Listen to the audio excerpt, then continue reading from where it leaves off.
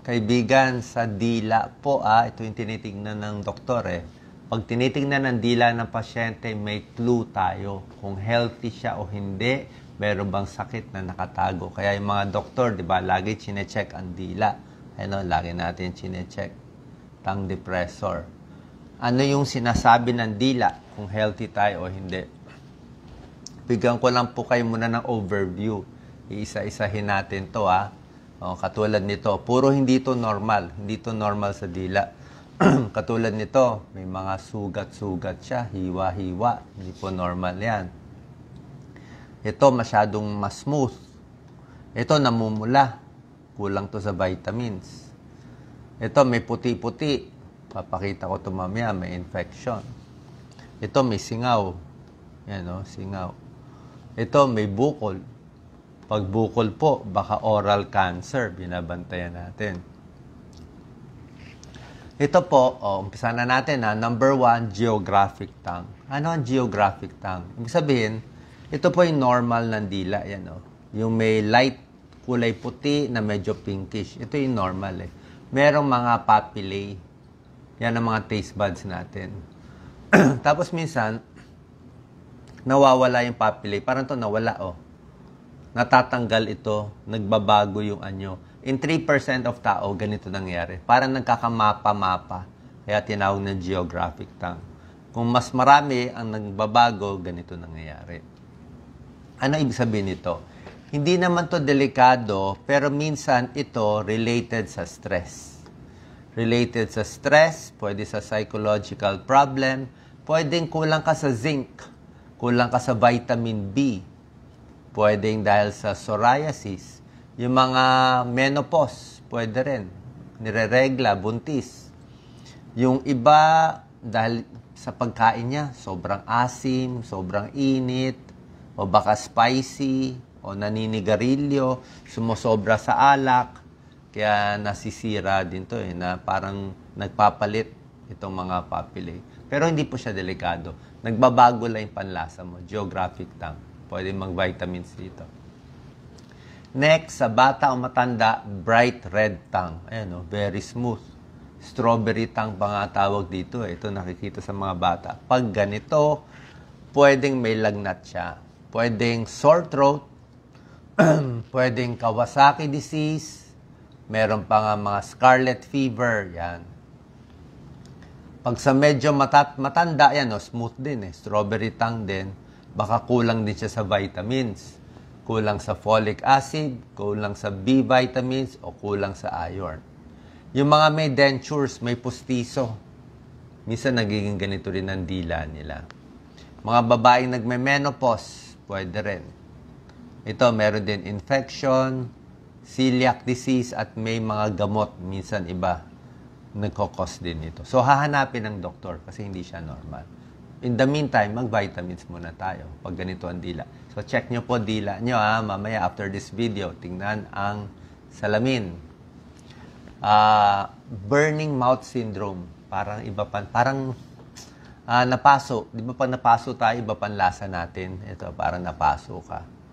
Okay? Anong cause nito? Pwedeng na dry mouth ka sa diabetes. Pwedeng nag-acid reflux, may acid, kaya nag-iba pang lasa mo. Pwedeng may sakit ka, may infection. Pwedeng maasim ang kinain mo, sobrang asim. O nasobrahan ka sa toothpaste. Nasobrahan ka sa mouthwash, naluto yung dila mo. Na parami ang candy, ang chewing gum. Yan, okay lang yan, wala namang kaso to. Ito walang sakit. Ito may sakit. Diba? Ito mga tinuturo ko. Ito singaw. Okay? Pag isang singaw lang, titingnan mo, bakit ka nakasingaw? Baka nakagat mo, ang dila mo, nasugat, magkakasingaw. Nasugatan ng ipin, magkakasingaw. May braces ka, magkakasingaw. Pero may ibang singaw na baka may virus may ganun din yun. Tapos may singaw na baka kulang ka rin sa vitamins, pwede rin yun. Okay? Tapos, pag isang peraso lang, okay lang yan. Pero kung marami masyadong singaw-singaw, baka mahina immune system o baka may nakatagong cancer. Pwede rin. Pero pag isang perasong singaw lang, para sa akin, merong nilalagay ng mga cream, ang doktor, pero ako ang gusto ko rin yogurt eh. Pag kumakain ako ng yogurt, parang natatapalan ng sugat, hindi na sumasakit. Parang tinatapalan ng yogurt eh. May sugat man dito sa lalamunan o dito, yan, yogurt lang, baka every 2 hours para lang mabawasan yung sakit at gumaling siya. Okay? Common to sa atin sa Pilipinas. Canker sores or singaw. Next, ito kulay puti. Creamy white patches. Ito po ay tawag dito thrush or fungal infection. May fungal infection to. Baka nagkasakit ka, may gamot kang iniinom, nagulo yung mga bakterya sa bibig mo, humina immune system mo, nagkaroon ng infection dito. Fungal infection. Papakita natin to sa doktor. Maraming klase ng puti-puti. Iba-iba yung mga pangalan. Ito yung thrush. Anong doctor? Sa ENT doctor. ENT. Derma? ENT doctor to. Linya to na ENT eh. Ear, nose, throat. Ito naman, puti-puti rin pero mas matindi. Oo, lichen planus ang tawag dito. Okay? Minsan to early sign of cancer, pwede may infection o baka may gamot kang iniinom. Medication, infection, or early cancer. Babantayan natin to. Lichen planus. Minsan ganun kagrabe, ito meron lang puti-puti din sa tabi. Yun din po. So babantayan, sisilipin maigi ang bibig. Baka may nakatagong bukol. Hindi naman to nakakahawa. Pero siya, ibig sabihin niya, may inflammation sa dila. O, tignan niyo mamaya para makatipid tayo sa check-up. Leukoplakia, isang klaseng puti rin to. Thick and white patches, pero hindi sa dila. Sa gums naman to. Sa side ng bibig, sa ilalim ng dila, ganito itsura niya. Puti-puti, kala mo wala lang siya, pero kahit scrape mo, hindi matatanggal. Naka-stuck na siya doon. Pwedeng sa sigarilyo, mga chronic smoker, tobacco, or pwede rin to early sign of cancer. Hahanapan din, bakit may ganito? Baka may bukol sa bibig. Okay? So ito, hanapan ng cancer. Itong ganitong puti, hanapan din. Meron naman, oral hairy leukoplakia. Maputi din, pero parang mabuhok siya. Ito, nakikita to sa mahina ang immune system. Pag may ganito, mahina katawan mo. So baka may sakit tulad ng AIDS, Epstein-Barr virus, o basta meron kang sakit na nagpapahina ng katawan, nagkakaroon puti-puti na mabuhok-buhok. Yan ang tawag po. Oral hairy leukoplakia. Ito ano to? Brownish, di ba? Pero kung makikita mo, normal naman yung papillae niya, yung ano ng dila. So ito, baka dumi lang. Hindi siya gumagamit ng tongue cleaner. Kaya sinasabi ko sa inyo, mura lang naman ang tongue cleaner. Matagal mong gagamitin, ilang taon. So, kumakain siya ng something brown, baka tsokolate, o cocoa, o anuman, champurado. Nag-toothbrush siya, pero hindi niya na-scrape. Nag-ipon ang dumi sa dila. Kaya nagmukhang buhok-buhok. So, kailangan to scrape ng, hindi po delikado to. Hairy tongue. Ito po, macroglossia. Malaki ang dila. Malaki ang dila para sa bibig. Pwedeng may congenital problem kung bata pa to. Pero pwede rin hypothyroid. Hypothyroid, ito rin isang symptom. Mas malaki yung dila. O may allergy, namamaga. May underlying problem, ba't lumalaki yung dila ng pasyente kumpara sa bibig? Punong-puno. Ito, parang nakakatakot din tignan. Fissured tongue. Minsan, di ba tayo nag-fissured tongue tayo kung napaso, di ba? Pero itong fissured tongue, pwede ito pag nagkakaedad or merong mga sakit. Down syndrome, psoriasis, at ibang syndrome nagkakaroon ng ganitong fissured tongue. Harmless daw to, hindi daw delikado eh. Basta lilinisin lang maigi ng tongue cleaner para hindi mag-ipon ang dumi sa gitna. Di ba? Mumog lang na mumog, di ba? Kahit ano, gusto ko mumog na mumog. Tanggal bad breath, dumi-dumi. O kung di kayo maka-toothbrush, at least mumog, pati dila, malilinis. Ito yung bad sign, bukol. Pag may bukol, minsan nagkakabukol talaga sa bibig natin.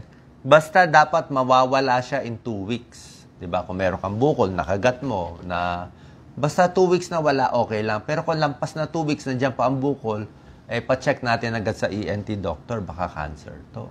Diba? Ano, bad sign po to. Lalo na kung naninigarilyo, umiinom ng alak, may lahi ng cancer, diba? Oral cancer. Tsaka hindi lang sa dila, ito gagawin ng doktor. Kaya pwede nyo gawin silipin sa taas ng ipin. Sa ilalim, baka nakatago yung bukol. Dito, kakapain, kinakapa yung bibig. Sa side, para sa dentist, diba? Tingnan mo, baka may nakatago dyan. Diba? O dito sa ilalim ng ipin, sa ngala-ngala, check mo rin, no? O baka may bukol dun sa loob, tingnan natin. Sa ilalim ng dila, hinihila pa yung dila, baka nakatago dun sa ilalim o sa ibabaw, okay? 8-step oral cancer screening. Pag oral cancer, baka may sugat-sugat sa tabi. Baka may rough na sa dila. Namamanhid ang bibig, ang leeg. Hindi makalulon, hindi makakagat, namamayat, may bad breath, baka oral cancer na pala to. Okay? So yan po, ito po, summary lang ulit. Parang review lang nung mga tinuro ko kanina. Kung may maputi nga, sabi ko, baka fungal infection. Okay? Pag red and white spot, para tong geographic tongue, tulad na sinabi ko, normal lang to, baka nagbabago lang. Baka nagbabago lang yung papillae, nagpapalit lang. Okay? Pag masyado mapula, strawberry tongue, sinabi ko sa inyo, baka kulang sa vitamins, kung matanda, kulang sa iron, folic acid, B12, or kung bata, baka may sore throat, Kawasaki, scarlet fever, strep throat. Itong puti-puti, maghahanap ng cancer, baka may nakatagong cancer, o mahina immune system. Ito, ridge, ito nangyari na ba ito sa inyo? Na-dehydrate ka nung gabi o baka nasobrahan ka ng mouthwash, na-dehydrate. Tapos pagtulog mo, yung dila mo nakasuksok lang sa ipin. Kaya pagising mo, yung forma ng ipin nakaporma sa dila mo. Hindi po to delikado. Parang nagkalinya ka lang, nagkalinya ka. Ito, bukol. Kahit anong bukol, delikado po Either singaw o baka cancer. Ang bump, chine-check for oral cancer. Last slide. Tulad na sinabi ko, pang pink, healthy, strawberry red, lagnat, o kulang sa vitamins. Purple, blue baby, kulang sa oxygen, mga may butas sa puso, purple yan. Yellow, baka sigarilyo, tabako, di ba? Medyo maputi-puti, sabi ko, fungal infection. Pag may heartburn, luluto din yung dila, pwede maputi, medyo parang gray. Ito, baka may nakaing very brownish, di ba? Baka kape, tsaa, tsokolate. Ito, black, baka may kinaing maitim. Sabi nila sa diabetes, meron din nagkakaitim konti sa gitna. Hindi buong dila, pero may parts na maitim. Okay? So, sana po nakatulong tong video na to. Tingnan natin yung dila natin after this. At least may clue na tayo kung healthy tayo o hindi. Ang magagawa nyo, kahit anong sakit naman dito, adjust nyo yung kinakain nyo. Huwag sobra init, huwag sobra lamig. Pwede naman mag-vitamins muna. Pwede magpa-blood test. Tapos tingnan natin yung mga clues. Pero kung mga bukol-bukol na, lalo na kung naninigarilyo, tigil sigarilyo, kung sobra daming alak na hard drinks, naluluto yung sa bibig natin, hindi rin po maganda. So, pwede natin adjust yung lifestyle natin para makaiwas sa matinding sakit nakikita natin sa dila. Sana nakatulong po sa inyo. Share po natin. God bless.